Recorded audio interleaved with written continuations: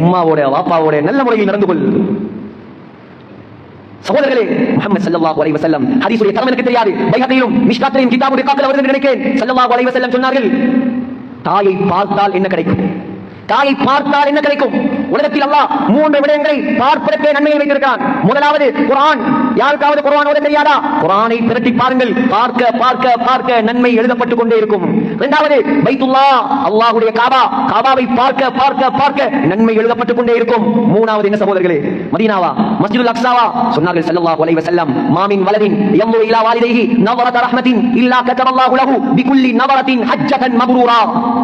தாயுடைய முகம், தகப்பனுடைய முகம், ஒரு மகன் தன்னை பெற்ற தாயை ஒரு முறை சிரித்த முகத்தோடு பார்த்தால், சிரித்த முகத்தோடு இரக்கமாக உம்மாவை பார்த்து ஒரு தரம் சிரித்தால் சும்மா நன்மை இல்லை சகோதரர்களே. கதபல்லாஹு லஹு பிகுல்லி நظرத்தின் ஹஜ்ஜத்தன் மப்ரூரா, ஏற்றுக்கொள்ளப்பட்ட ஹஜ்ஜுடைய நன்மை அல்லாஹ் தரான்.